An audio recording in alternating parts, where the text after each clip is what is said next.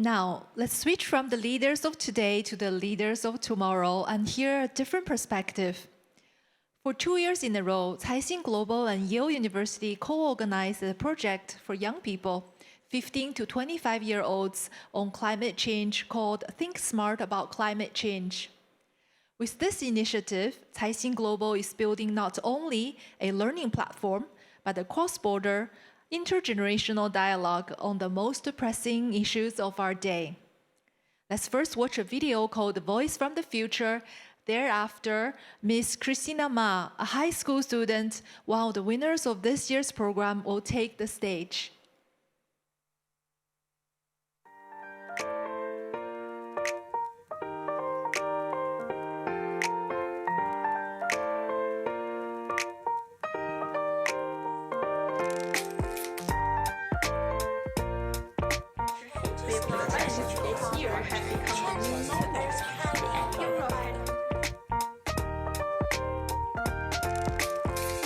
Recent climate issues are impacting the residences worldwide, causing problems such as hunger, relocation, etc., resulting in a major catastrophic reduction in citizens' quality of life. Global climate change is not a future problem. Changes to Earth's climate driven by increase of human emissions of heat-trapping greenhouse gases are already having a widespread effect on the environment. Problems are constantly occurring with climate change. Think about the record-breaking temperatures this summer, including the strokes and deaths caused. We are already feeling the effects of it, and it's only going to get worse if we don't do something about it.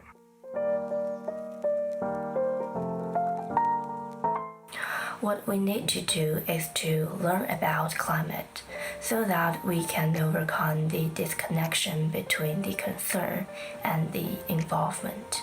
I would also propose that we as teenagers should do everything we can to reduce the actions that make up global warmings, such as taking private car to and from school, although the distance isn't far. We can be makers, educating role modeling on environment protection initiatives. Also, we can become doers in daily life, saving food, water, simplify our living style.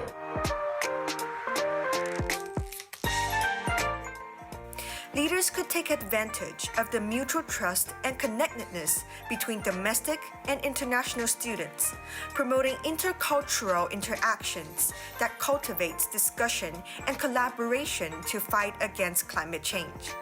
I hope that today's climate leaders will give full play to the importance of young people in the development of the world and fully mobilize the creative spirit and power of action from young people to contribute to a sustainable future. I think global leaders not only need to be decisive and persistent, but also have to explore a way to make the efforts of carbon neutrality compatible with economic growth.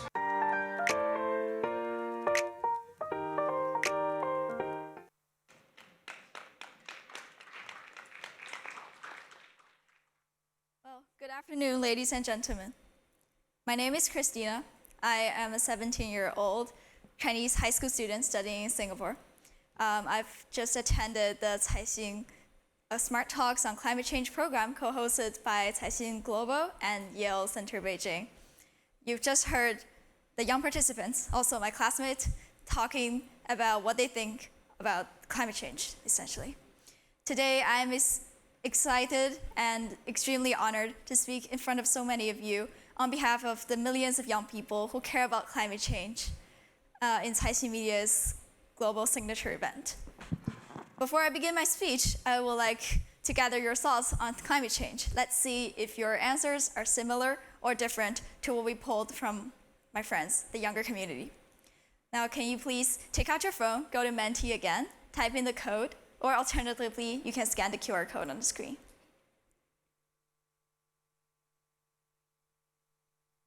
All right, everybody in? Sorry? Oh, I think the one out back, yeah.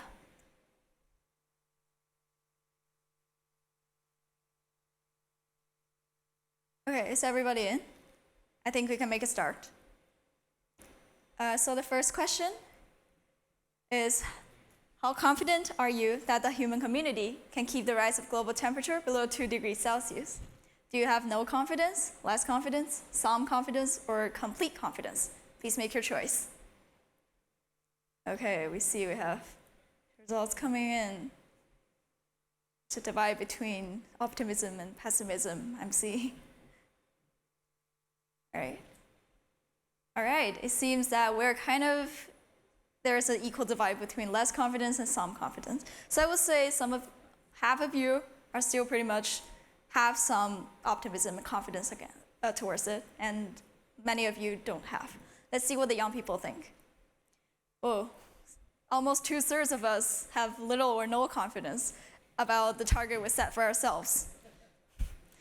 Okay, next question. Do you think participating in climate action, the younger generation needs the most support from the following aspects? Do we need official channels to deliver our voices, financial support from big organizations, or just simply gaining more knowledge on climate issues?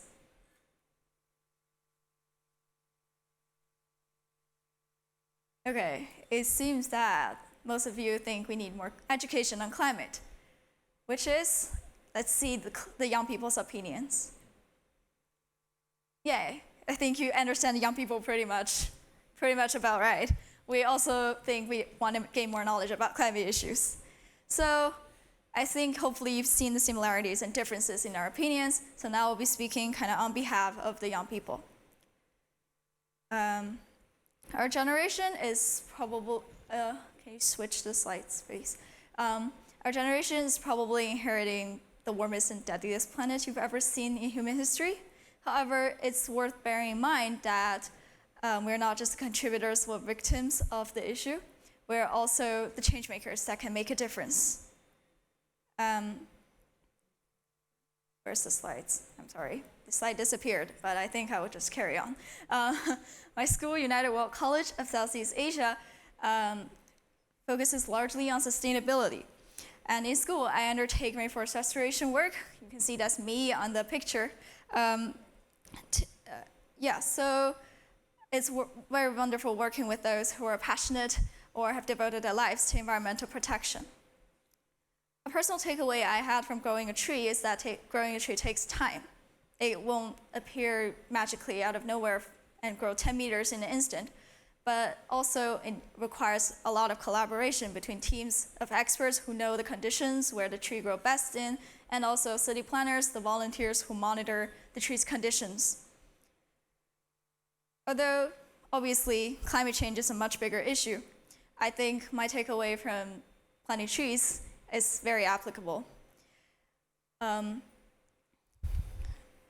So I think we cannot sit there and do nothing, but we shouldn't panic either, because climate change requires a lot of time to change people's mindsets and also for the actions we're taking right now to actually show their effect.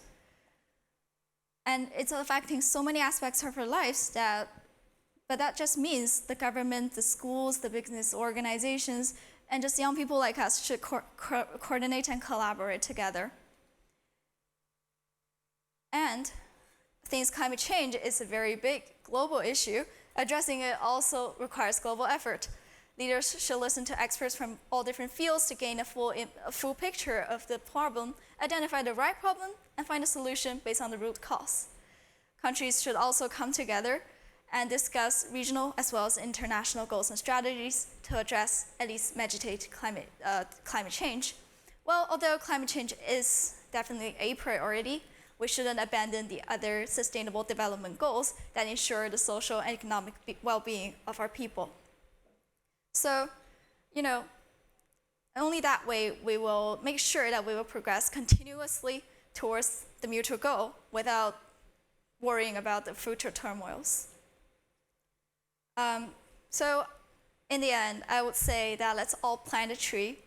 Just like a tree wouldn't appear out of nowhere magically, it's time for us to take educated actions right now. Start from planting a seed to find a problem we want to address and nurture the saplings, pull all of the resources we can in addressing the issue, and then finally seeing the tree thrive, forming a high canopy above our heads. That's when we have established a sustainable framework that will hopefully run hands off. I believe that with all of our collective actions, we will make a change to turn the wheels around for a better and more sustainable future. Thank you for listening.